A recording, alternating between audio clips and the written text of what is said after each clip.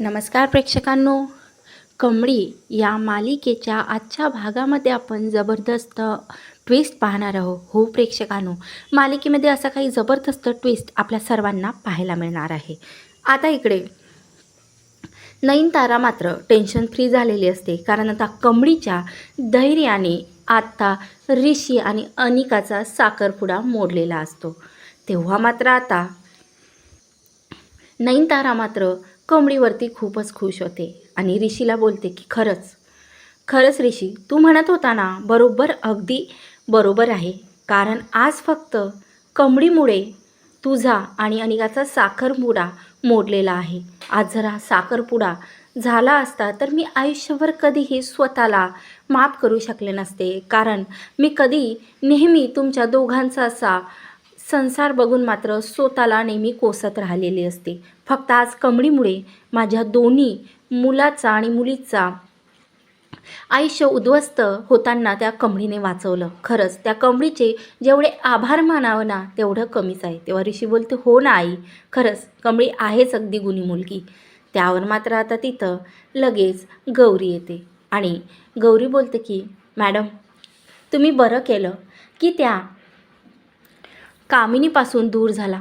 पण मॅडम, आणखीनसुद्धा मी तुम्हाला सांगते, तुम्ही काहीही झालं तरी त्या कामिनीवर विश्वास ठेवू नका, कारण ती कामिनी खूप मोठी नागिन आहे आणि कधीही ती दंश करू शकतो. त्यावर आता ऋषी बोलतो की आई आणि साधना काकू, तुम्ही बोला, मी येतो आता. त्यावर मात्र नयनतारा चकित होऊन बोलते की साधना, तुला याबद्दल कसं माहिती? तू तर कधी कामिनीला भेटलेली सुद्धा नाही, आणि तरीही तू कसं सांगू शकते की कामिनी खूप मोठी नागिन आहे म्हणून?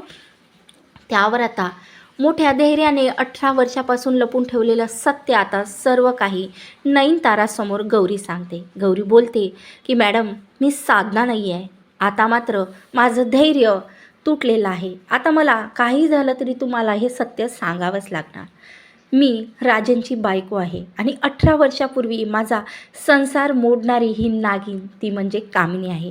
फक्त राजन आणि रागिणीचं लग्न व्हावं म्हणून ही कामिनी माझ्या मुलीच्या आणि माझ्या जीवावरती उठलेली आहे. आम्हा दोघींनाही ना सतत खूप त्रास दिलेला आहे आणि त्यासाठीच मी फक्त माझ्या मुलीला शोधण्यासाठी इथं मुंबईमध्ये आलेली आहे, आणि की ही कामिनी तिच्यापर्यंत पोचली तर कधीही तिच्या जीवाला धोका निर्माण होऊ शकतो. म्हणून तिला शोधण्यासाठी फक्त आणि फक्त मी मुंबईमध्ये आली आणि तुम्ही मला भेटल्या. खरंच तुमचे मानाव तेवढे उपकार कमीच आहे. तेव्हा मात्र आता नयनतारा चकित होऊन बोलते की काय झालं? या कामिनीने काय केलेलं आहे तुझ्यासोबत? सांग मला, सांग गौरी, काय केलं? आणि तुझ्या मुलीचं नाव काय, फोटो काय?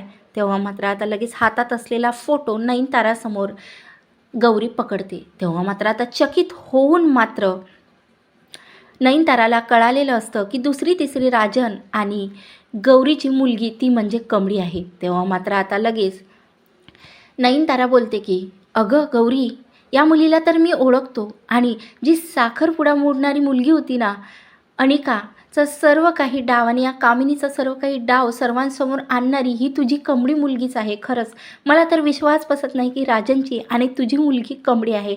आतापर्यंत मी खूप अपमान केला हिचा, गावछाप म्हणून खूप अपमान केला, पण आज ही तुझी आणि राजनची मुलगी आहे. अन्नपूर्णा निवासची मालकीण आहे. खरंच मला तर विश्वास बसत नाही. त्यावर आता लगेच नयनतारा बोलते की थांब गौरी, मी स्वतः तुझ्या मुलीची आणि तुझी भेट घडून आणतो. तेव्हा मात्र आता गौरीच्या आनंदाचा काही ठिकाणाच नसतो. गौरी लगेच नयनताराचा हात हातात घेत बोलते, खरंच नयनतारा, तू आम्हा मायलेकीची भेट घडून आणणार? त्यावर आता नयनतारा बोलते, हो, मी स्वतः तुम्हा मायलेकीची भेट घडून आणणार आहे. तेव्हा आता नयनतारा लगेच ऋषीला कॉल करते. बोलते, ऋषी तू कुठं आहेस? तेव्हा आता ऋषी बोलतो, आई मी तुला सांगून आणूला की माझं कॉलेजमध्ये लेक्चर आहे म्हणून मी कॉलेजमध्ये आलेलो आहो, आणि आज खूप दिवसांनी टेन्शन फ्री झालेलो आहो म्हणून खूप छान वाटते. त्यावर आता नयनतारा बोलते की ऋषी, मला तुझ्याशी काही अर्जंट काम आहे. आताच्या आता कमळीला आणि निगीला घेऊन तू घरी ये. तर ऋषी बोलतो, आई असं अचानक काय, आणि त्यांचं लेक्चर आहे. तेव्हा आता नयनतारा बोलते, ऋषी लेक्चर वगैरे नंतर, आता तिच्या आयुष्यातली खूप मोठा महत्त्वाचा टर्निंग पॉईंट येणार आहे, म्हणून तू आत्ताच्या आता कमळीला घेऊन घरी ये. तेव्हा त्या ऋषी लगेच कमळीला आणि निगीला सांगते की गाडीमध्ये बसा, आपल्याला आत्ताच्या आता आईने घरी बोलावलेलं आहे. त्यावर कमळी बोलते की "पण सर असं अचानक नयनतारा मॅडमनी आपल्याला घरी का बोलावलेलं असणार?" तर ऋषी बोलते "अरे कमळी निघी, मी सुद्धा विचारात पडलो की आईने असं अचानक सकाळी तर काहीही सांगितलं नाही आणि अचानक कॉल करून बोलते की कमळीला घरी घेऊन या. ते तर आपल्याला आता घरी जाऊनच कळणार." तेव्हा मात्र आता कमळी लगेच ऋषीसोबत आणि निगीसोबत नयनताराच्या घरी जाते. तेव्हा नयनतारा आता मोठ्या कमळीचा एक हात खांद्यावर ठेवून आणि तिचा एक हात हातात घेऊन मात्र तिला बोलते की "कमळी बाळा, तू आतमध्ये ये." तेव्हा निगी सर्व हे पाहत असते. बोलते "आज दिवस कुठून उगवला? सूर्य दुसरीकडून तर मावळला नाही ना." तर आज मात्र चक्क नयनतारा आंटी कमळी बाळा म्हणते. खरंच ऋषी सर, मला तर विश्वास बसत नाही. त्याला त्या ऋषी बोलतो "निगी शांत बस. आईला ऐकू गेलं ना तर आपलं मात्र काही खरं नाही." त्यावर आता लगेच कमळी बोलते "काय झालं काकू, तुम्ही असं मला का बोलावलं?" त्यावर आता लगेच तिकडून राधिका गौरीला घेऊन येते आतमधून आणि इकडे मात्र नयनतारा स्वतः कमळीला घेऊन येते. अशी आता कमळीची आणि गौरीची भेट नयनतारामुळे झालेली असते. तर प्रेक्षकांनो, आता मालिकेमध्ये या दोघींची भेट झाल्यानंतर आता नयनतारा बोलते की "गौरी, काही झालं तरी सत्य आज कमळीला मी सांगणार आहे." तर आता नयनतारा कमळीला 18 वर्षापासून लपून ठेवलेलं सत्य आता स्वतः सांगते. ते म्हणजे नयनतारा बोलते की "कमळी बाळा, तुझी आई ही अन्नपूर्णा आजीची सून आहे. तुला तर माहिती आहे ना, 18 वर्षापासून ज्या व्यक्तीची, ज्या नातीची अन्नपूर्णा आजी एक एक क्षण वाट बघत होती, ती दुसरी तिसरी कोणी नसून तू आहे." तेव्हा मात्र आता लगेच ग कमळी चकित होऊन जाते आणि बोलते "नयनतारा आंटी, काय बोलता?" तेव्हा आता लगेच कमळी गौरीकडे जाते आणि बोलते "आई, खरंच सांग ना, अन्नपूर्णा आजी माझी आजी आहे का गं? आणि राजन काका माझे वडील आहेत का? सांग ना, तू का हे सत्य माझ्याकडून लपवून ठेवलं?"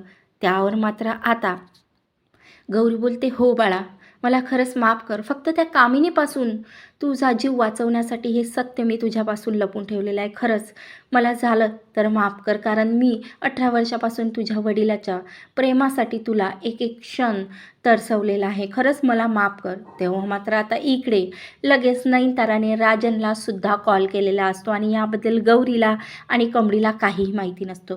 तेव्हा आता या दोघी मायलेकीची भेट झाली तरच तिथं येतो राजन. आता राजन बोलतो "काय झालं नयनतारा? मला असं अचानक का बोलावलं?"